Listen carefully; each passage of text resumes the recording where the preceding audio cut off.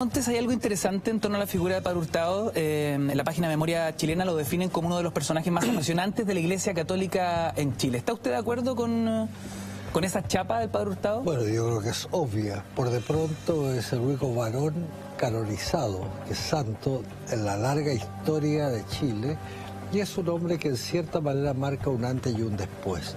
Y mucho antes del Concilio Vaticano abrió puertas, abrió corazones, interesó y entendió el cristianismo no como una escapada del hombre hacia el cielo, sino como una bajada de Dios a la tierra.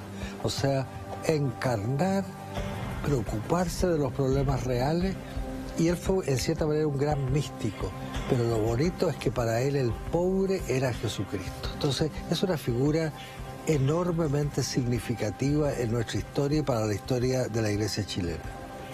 Samuel, es importante empezar a conocer la historia de Alberto Hurtado más allá de la figura icónica del hombre santo, ¿no? Revisar un poquito su infancia. Entiendo que él era un viñamarino y que tuvo una historia familiar muy complicada, muy difícil por la pérdida de su padre.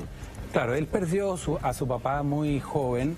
Él vivía en Casablanca y una vez después de la muerte de su papá, él tenía unos 5 años, tenía un hermano menor, Miguel, y su mamá, Ana. Ellos se vinieron a Santiago y ahí ya empezaron a vivir en Santiago. Él nació en Viña del Mar, efectivamente fue bautizado allá también, pero a partir de los 5 o 6 años ya comenzó a vivir en Santiago y ahí fue recibido en el Colegio San Ignacio y comenzó, desde esa época ya fueron compañeros de curso con Manuel Larraín, que fue el obispo de Talca y también una persona muy, muy importante para la Iglesia chilena y para la sociedad chilena.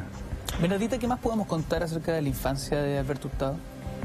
Yo creo que algo que lo marcó profundamente efectivamente fue la entrada al Colegio San Ignacio, y que lo marcó mucho también el hecho, la relación que él tenía con su mamá. Él tenía una relación con su mamá muy, muy cercana, de un apego gigante, y fue su mamá la que le fue enseñando desde chico lo que planteaba el padre Fernando, en el fondo que la religión, que la cercanía con Jesús no pasaba por un vínculo etéreo, sino que por el entregarse. Le decía de hecho que había que tener las manos, había que juntar las manos para rezar, pero que era más importante abrirlas para dar. Era como una frase recurrente de su mamá. Bueno, como bien dice Bernardita, Alberto Hurtado ingresa al San Ignacio en 1908, becado además. Y es importante entender el contexto de la orden de los jesuitas. Profesor Pinto, ¿qué podemos narrar acerca de los jesuitas en Chile, ¿no? Y la tremenda carga a nivel global de una orden tan fundamental, tan importante? Bueno, la historia de los jesuitas en los últimos 3 siglos de la historia latinoamericana fue bastante llena de sobresaltos. Como tú sabes, hubo una expulsión de los jesuitas a fines del periodo colonial. Luego hubo un regreso, pero que estuvo siempre rodeado por polémicas. Había sectores muy fuertemente anticlericales de la sociedad que no querían que los jesuitas volviesen. Y finalmente, pienso yo, afortunadamente para la sociedad chilena, ya se produjo el regreso definitivo de los jesuitas, que han sido siempre un referente dentro de la Iglesia, hablando desde afuera, yo no soy una persona de Iglesia, en cuanto, por un lado, vocación, dedicación a su labor, pero también preparación intelectual, académica y labor social.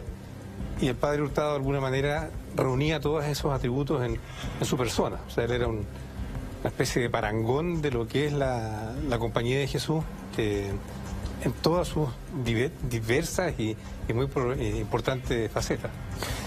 Señalaba yo que es el año 1908 cuando Alberto Hurtado ingresa al San Ignacio becado, y es también, profesor Pinto, súper importante conocer el contexto del Chile de la época, el Chile de comienzos de 1900.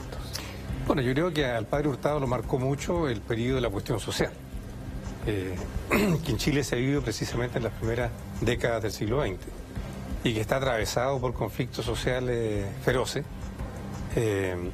por algunas de las matanzas obreras más trágicas de nuestra historia, y por una incapacidad tanto del Estado como de los sectores dirigentes de resolver las demandas sociales, pero también las penurias en que vivía la gran mayoría popular y trabajadora chilena.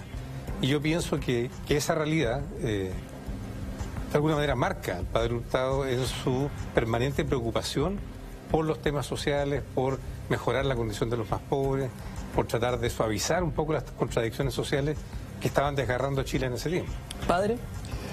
Pero hay un hecho muy importante dentro de esto que usted acaba de señalar, que él se encontró en el Colegio San Ignacio con un hombre que tuvo una enorme importancia, que fue el padre Fernando Vives. El padre Fernando Vives fue un formador de hombres que 2 veces salió exiliado de Chile por su preocupación social y formó a gente, por ejemplo, como don Clotario Blest y muchos otros. Un hombre visionario con una profunda visión social que marcó hasta el alma al padre Alberto Hurtado.